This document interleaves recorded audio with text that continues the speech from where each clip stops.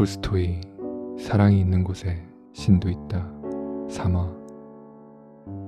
다음날 그는 동트기 전에 일어나 기도를 올리고 난로에 불을 지핀 후 양배추 스프와 메밀죽을 준비했다. 그 다음 주전자를 난로에 올리고 앞치마를 두른 후 창문 옆에 앉아 일을 시작했다.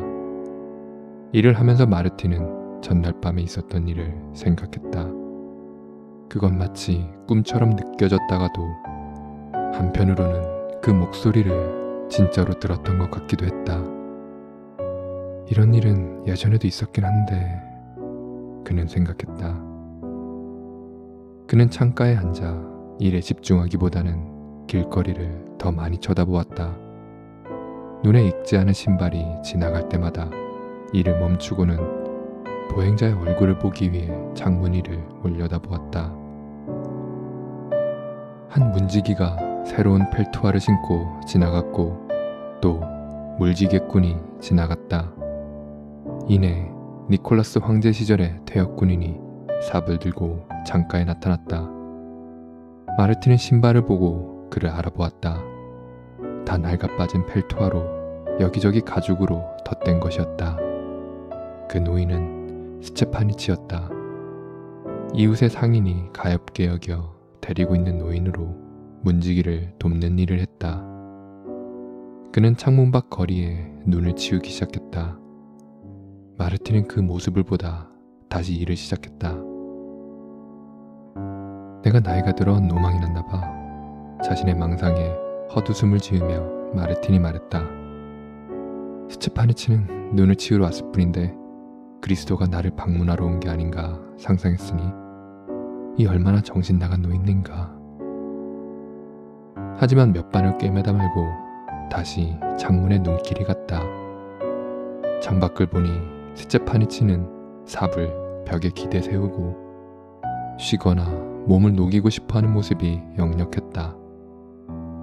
나이 들고 쇠약해진 그는 눈을 치우기에도 힘이 붙인 것이 분명했다. 그를 불러서 차를 대접하면 어떨까? 마르틴은 생각했다. 마침 주전자물이 끓었어. 그는 송곳을 내려놓고 자리에서 일어나 주전자를 들어 차를 탔다. 그리고는 손가락으로 창문을 두드렸다.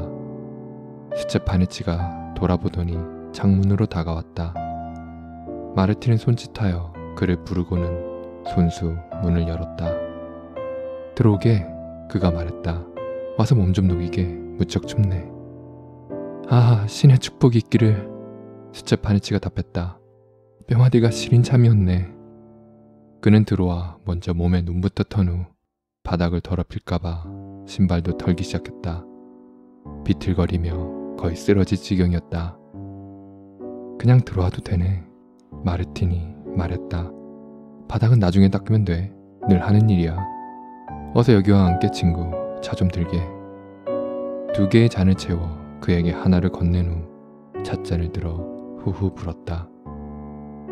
스체파니치는 금세 잔을 비워 책상 위에 엎어놓고 남은 설탕은 잔 위에 올려놓았다. 그는 감사의 표시를 했으나 좀 더 마셨으면 하는 아쉬움이 얼굴에 쓰여 있었다. 한 잔 더 하게, 마르틴이 말하며 그와 자신의 잔을 채웠다. 그런데 그가 차를 마시는 사이 마르틴은 길거리만을 쳐다보았다. 누구 기다리는 사람 있나? 그가 물었다. 기다리는 사람 있냐고? 말하기 좀 부끄럽구만. 꼭 누구를 기다리는 건 아닐세. 그런데 지난밤 어떤 음성을 들었는데 그게 내 머릿속을 떠나지 않아. 그게 일종의 환영이었는지 아니면 단지 꿈이었는지 잘 모르겠네. 들어보게 친구. 어젯밤 나는 복음서를 읽고 있었네. 그리스도가 어떻게 고통받으셨는지 어떻게 이 땅에서 사역하셨는지를 말일세. 아마 자네도 들어본 바 있을 걸세.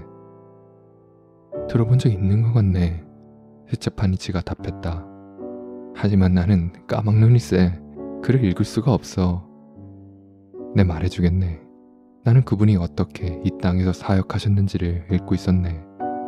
그러다 그분이 어느 바리새인의 집에 방문한 부분에 이르렀네. 그런데 그 바리새인은 주를 따뜻하게 대접하지 않았네. 그런데 친구, 그 부분을 읽으며 나는 생각했네. 그는 어쩌다 주 예수 그리스도를 공손히 대접하지 않은 걸까? 만일 그분이 내게로 오셨다면 과연 난 주를 잘 대접할 수 있었을까? 그 사람도 주를 대접 못했지 않은가? 이런 생각을 하는 와중에 나는 깜빡 잠이 들고 말았네. 그런데 비몽사몽간에 누군가 내 이름을 부르는 게 아니겠나.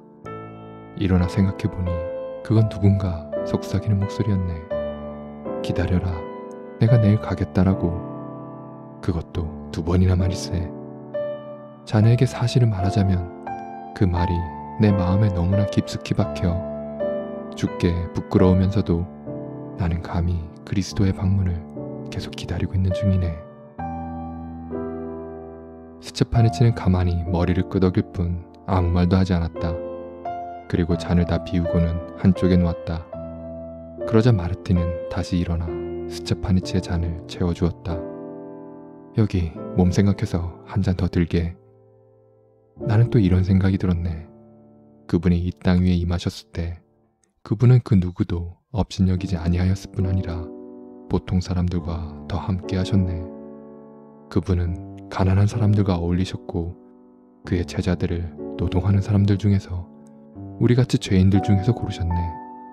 그리고 말씀하시기를 누구든지 자신을 높이려는 자는 자신을 낮추어야 하며 자신을 낮추는 자는 높아지리라고 하셨고, 또 너희들이 나를 주님이라고 부르지만 나는 너희들의 발을 씻겨주겠다고 하셨네. 또 말씀하시기를 누구든지 으뜸이 되려는 자는 모든 이의 종이 되어야 한다고 하셨네. 왜냐하면 그분께서 말씀하시길 가난하고 미천하고 온유하고 인정 많은 사람들에게 복이 있기 때문일세. 스테파니치는 참 아시는 것도 잊었다.